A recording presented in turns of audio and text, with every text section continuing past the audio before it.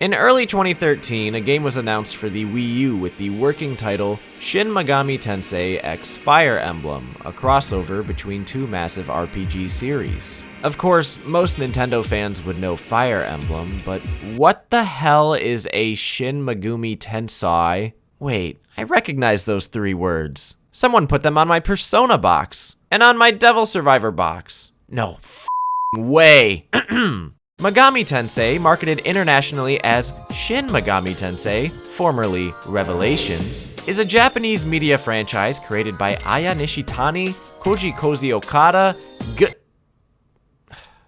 video games. 2013 was actually a really turbulent time for Shin Megami Tensei. The year began with a crossover announcement and people excited about all the potential for this series going forward, and by June, Atlus's parent company was bankrupt, putting them up for sale.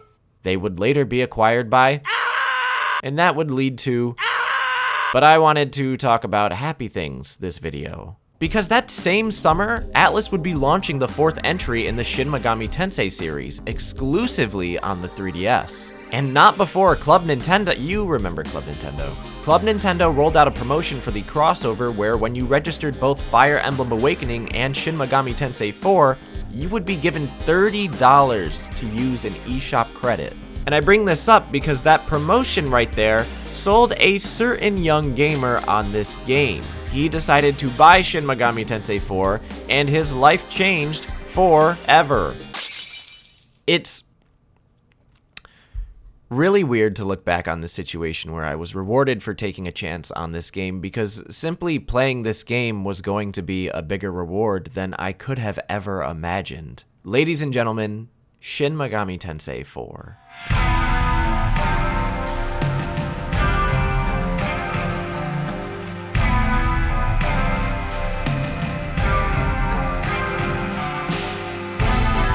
It did not take me long to realize playing through Shin Megami Tensei IV that it would be one of my favorite games of all time. And I will take literally any excuse to replay it, but I wanted to be creative this time and perhaps give others a reason to as well. In recent years, Shin Megami Tensei IV has seen a whole new wave of appreciation, where some weren't even willing to give it a chance when it launched. Many now see it as the peak modern SMT experience. So, let's revisit it, discuss what it did right and what it did wrong. Psych! This game didn't do anything wrong. It's perfect. In its first few hours, Shin Megami Tensei IV is a very deceitful game. You will begin traversing a series of menus, speaking with NPCs in what feels like a visual novel set in medieval times. When you finally gain access to third-person navigation, it's in a dungeon that seems to never end, just going deeper and deeper, akin to Mementos from Persona 5 or early Etrian Odyssey games. I guess that's probably why people refer to it as a dungeon crawler, but spoiler alert, that's not what that is. None of the rest of the game works like this. A majority of SMT4 will take place in an occupied modern-day Tokyo with several sites. Navigating the world map looks like this. Dungeons are kept short and straightforward. Speaking with NPCs drags you into a Todd Howard-pilled first-person cutscene, although you'll still speak to some the old way too. I've always felt this switch of perspective was brilliant. The segments set in the kingdom feel old, ancient, outdated, one might say. But when you get to Tokyo, it all feels brand new, down to the way the game plays and presents itself. Of course, for the main characters, this goes double. The world of SMT4, at least in the Eastern Kingdom of Mikado, operates with two kinds of people. Poor people and people who own air fryers. Just listen to how these motherfuckers speak. The cavalry brat. The gauntlet rite, you say? Seek it yourself, though you may as well begin preparing now for your journey home. But in a JRPG twist of fate that not one person could have seen coming, the main character, Flynn, is in fact chosen. Why are you committing crimes? It's 11 a.m. The main character, Flynn, is in fact chosen to be a samurai. Serfdom, be gone. But being a samurai isn't just about having that icy-ass gauntlet and trench drip and hella money. It's all about protecting the kingdom from demons. So our heroes Flynn, Isabeau, Walter, and Jonathan spend their days clearing out the demons in the central dungeon Naraku, which goes deeper and deeper. And just when you're thinking to yourself, Atlus scammed me into buying Etrian Odyssey, again, in the game's most iconic cutscene, which I will now spoil, The group finally goes deep enough to realize that they are not underground, but very high above it. Wildly confused as they gaze out at the fallen city of Tokyo, a kingdom that was unable to save itself from the demons. There's conjecture that something's off up to this point. I mean, you have an AI on a rather advanced piece of technology, manga. Stephen Hawking definitely wasn't there in 1492. But it's at this point when finally starts making a shred of sense. For us, at least. Flynn and the gang, being from the kingdom obviously means they have zero clue what's going on. They don't even know how to use the elevator, to the point where this kind of... Dare I curse the game and this script by calling it the word that's pretty much a slur? SMT4 kind of feels like an isekai. I'm sorry. Where the characters find themselves in a drastically different setting and have to adapt. I got recency bias. If I could compare it to anything, then perhaps Fallout, as the Vault Dweller who has never experienced anything but the peaceful society they were raised in now has to survive in the lawless post-apocalyptic outside world. You could technically give this label to any SMT game, but what makes it fun for SMT4 is that it's our world. Kind of. And there's plenty of foreshadowing to things that the player will pick up on before the characters. Like in the scene where they find a gun and have no idea what it is, or when they first walk into a bar, the Hunters Association, and try alcohol. One of my favorites being when you're warned that a boss is up ahead and the room before it is filled with human statues, only to be face to face with Medusa, which is like the second boss fight and one that drags most to the pavement. I should really talk about the combat, but let me just say, it makes for incredible world building and character immersion. Tokyo being different isn't just Atlas commentary for the old school dungeon crawler format, with menu transitions being updated into a then modern SMT game when you arrive in Tokyo. It's what it feels like for the characters to be in a brand new place, one beaming with technology. The samurai are curious about this new world, but also have to challenge their pre-established beliefs on it, as it is the Unclean One's country. And it's 1,000 times more interesting in reverse, since the Unclean Ones also instantly fear and run from you the minute you show up. I mean, this is a place crawling with demons, and word of your arrival travels faster through Tokyo as if the samurai are somehow a bigger threat. Why? Spoilers, that's about as far as I go. Play the game if you're curious. My point is that SMT4 has a super unique setting and atmosphere full of deep, pun intended, secrets that will keep you on your toes the whole time. Like other games in the series, there's elements of horror and isolation, but still a persisting human society within it all, and also... Monsters! For a long time now, people have argued about the decline of turn-based RPGs and whether the format has any place in modern gaming. Less titles opt for battling piece-by-piece remakes of old games that did abandon those systems for newer, flashier combat that more accurately captures carnal spectacle rather than the decisions behind it. And as I have grown older and have less time, subconsciously, I think I agree. Turn-based combat is awful. I still love you, Mother 3, Suikoden, Golden Sun, but like, as someone who wants to play as many games as possible but also do the whole life thing, how many times are we gonna go through this before I get the point? I've lived in denial for the longest time, but I agree, it's slow, it's outdated, it's rotten with menus and sentences and math when combat is supposed to be the most exciting and blood-rushing part of the game. You know what other monster taming RPG came out later in 2013 on the 3DS and sold like 30 times as many copies? I'm trying not to I want to be a better writer and avoid negative off-base comparisons because it feels like low-hanging fruit, but I just beat this game a couple months ago before I started playing SMT4, and boy, Pokemon Y. Pokemon Y was I even born. You have one participant per battle, one move, so you'd think it'd be pretty quick. So I choose a move and have to sit there while a sentence tells me what I just did as the health bar drops and if it was a good idea. Random encounters, drawn out battle intros before I even discuss the mechanics of SMT4. You pick a move, a number is given. Great. R button for swift auto battle so nobody can call it an A button simulator? Perfect. This alone makes me appreciate how this game handles battles so significantly because it's a game that recognizes you will go through a lot of them and it doesn't have to be a repetitive, mindless experience every time. I'm not here to specifically on Pokemon, not today anyway, because there's so many JRPGs just like this, even within Megaten. But on top of that, SMT4 is a monster tamer, all about customization. You can build your own team, choose their strengths and weaknesses, and have enemies down in seconds. More time in the Velvet oops, they're gonna kill me for that one. More time in the Demon Fusion app means less time in battle.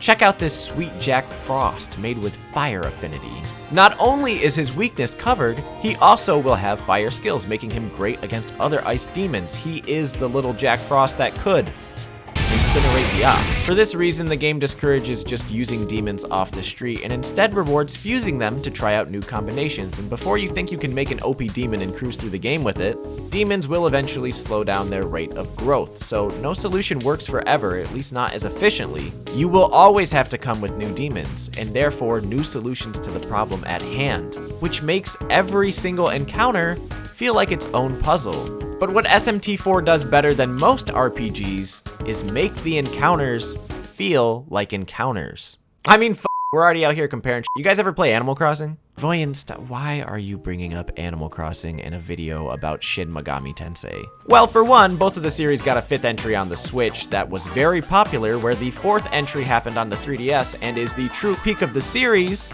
And 2, the 3DS entries in question came out about a month apart in summer of 2013, so it was really funny just going from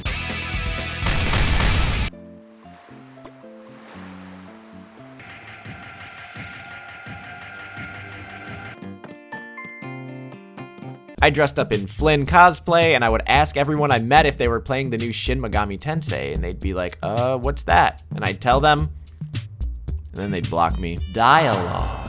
Animal Crossing is a series all about social simulation, and if you want to feel the stimulation of the simulation, then you gotta convince me that the animals are as functional as real social beings. How do they do it? In the new games, they really don't. But in the old games, it was funny-ass, goofy dialogue that made you laugh to yourself or say, what the f*** did he really just do or say that? Personality types, attitudes, how they play off the environment and one another. Shin Megami Tensei's demons operate on similar principles. Not every encounter automatically means a battle because you have the chance to speak to the opponents first. You can defuse things, ask for money or items, or ideally, ask to team up.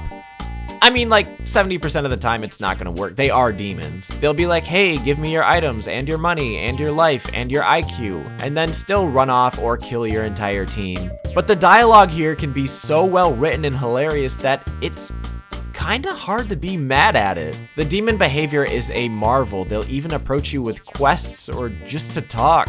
Sometimes you'll give an answer they really like and they'll non-consensually join your stock. If you talk with them after attacking them, they're sour and harder to please, or conversely, they may even beg for their life if a battle is not going their way and offer items or themselves. What I mean to say with this is that yes, SMT is like 75% combat, but there's so many options with it that every fight is not only elementally unique, but personally unique. They feel alive. Nah, that one was kind of cliche. Anyway. But why should that matter? Why is recognizing the demons with more characteristic qualities rather than routine JRPG obstacles a positive thing? Actually, it might not be.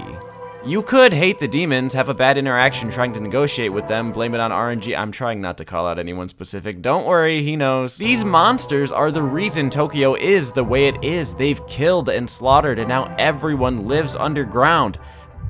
The demons. At the same time, there are some demons that are pleasant, who you can do quests for, who will talk to you in battle. You may genuinely enjoy your conversations with them, the time they spend in your party, and start to see them as equals. Plus, female demonoid. What's important is that everyone reacts a different way to the presence of demons, including us, or I guess Flynn, and it's the choices you make through the game that will lead you to one of 4 resolutions. Basically, do you enjoy this? Are you having a good time? Or do you not want to do this? Or do you, like, not want to do this at all? Or do you not want anyone to do anything? Of course, it wouldn't be an SMT game if it wasn't also absurdly tough, but this one's backwards. Most SMT games get progressively more difficult with stupid, intense late-game battles that make you want to throw your PS2 against the wall. SMT4 inverts it. The first few battles are the toughest in the entire game and demonstrate just how unfair the negotiation system can be. Expect to die. I have seen so many people give up on this game within the first 30 minutes. What people don't realize though is that it gets much easier when you have more demons and buy some apps. And that SMT4 not only has an easy mode, but allows you to save anywhere and use play coins to revive when you die. It is tough, but also super forgiving. Ironically, once you make it down to Tokyo, you are probably much better off since there are plenty of different demons to acquire and safe places to go, which is why my hot take of the video is that Shin Megami Tensei is not hard, it just doesn't have the same solution that most RPGs do. Grinding. Yeah, you could do that if you really like doing the same thing over and over again. I'm pretty sure I was mid-bitch about why that isn't fun. But chances are, if you are struggling against a boss, it's not about your level, but about your demons. The beauty of this series is that your battles are mostly determined by your strategy and affinity. Every single SMT game works like this, except for, well, the one. So that even from a low level, you can still take a boss down with the right setup. Trying to grind to just gain levels, I mean, is a waste of time when you could be spending that time with Mito, or spending that time doing the game's various side quests, or spending that time trying to rank 10 your social link with Burrow. The bad news and overall motive of this video is to draw attention to the fact that Shin Megami Tensei IV is stuck on the 3DS, but the good news is that the series has grown wildly popular since then. SMT4 got a direct sequel in 2016, Strange Journey got an enhanced port in 2018, Shin Megami Tensei Nocturne got a remake in 2021, we'll talk about that in another video, and Shin Megami Tensei V also released that year with its sequel enhanced port makeup exam thing happening next month. What's interesting is that despite all of these releases, people still treat SMT4 like it's the benchmark, because nowadays people worship this game like it's their what are we working with here? At launch though, this game did not have it easy. Many fans were apprehensive about the fourth game being exclusive to a handheld console and took it only as a means to downgrade. 10 years before on the PS2, Nocturne looked like this, but the fourth game looked like this, and people took special aim about the lack of 3D demons.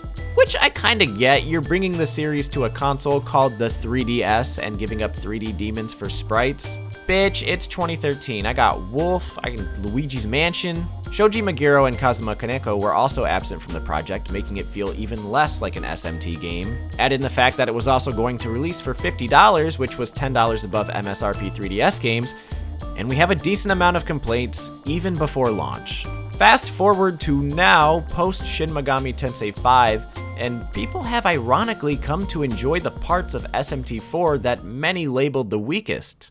Using sprites instead of 3D demons meant Atlus could include a much larger catalog of monsters, I believe the biggest in any SMT game except for maybe its sequel. They've praised the game's focus on narrative and its originality, the highly advanced fusion calculator that could even save you a trip to Google. The lack of Shoji Meguro was always sad, yet the soundtrack of 4 is a hazy neon synth-heavy paradise. You have dirty grooves that sound trapped in the 80s, battles still retaining guitar-led hard rock. The law theme in this game, that one is good, I like that one. And while the signature artist was also gone for SMT4, Masayuki Doi would handle most of the designs, and his art has grown to be loved for reasons. But all this isn't to say that some Zelda cycle-esque phenomenon happening in the fanbase has completely fixed this game. It still has lots of flaws. The game has the unspoken alignment system that is a pain in the ass if you specifically are trying to go neutral. The most recommended fix to this is to just do every side quest in the game, which I personally would do anyway, but it shouldn't be required to get the ending that is generally considered canon and offers the most branching content. You got the fifth party member in battle that has the IQ of a raisin. They'll accidentally heal the enemy and give them smirk, and Walter, put your demons away, Walter. You're not doing damage to Minotaur, Walter. I am the one who casts Agi. I'll end it thus.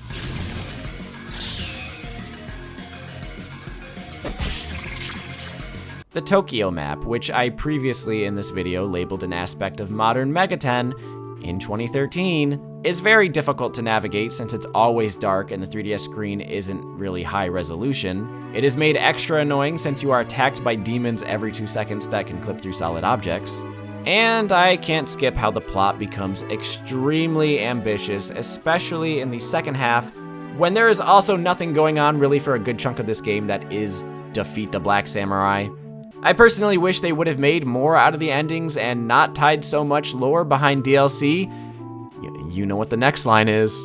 It would be really cool if Atlus revisited this game and patched these problems in a modern port that could come to every console, and maybe even It's just Atlus has a reputation for doing that already, so why haven't they done it?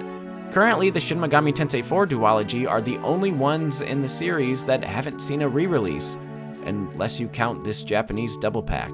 Maybe it's because Atlus recognizes how much work it would be to take these off 3DS where they feel totally at home with a second screen, or perhaps because doesn't see it as a lucrative endeavor.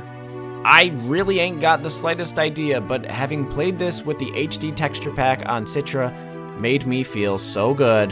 Shin Megami Tensei IV is an exquisite game, and one that completely refreshes everything a turn-based RPG can accomplish.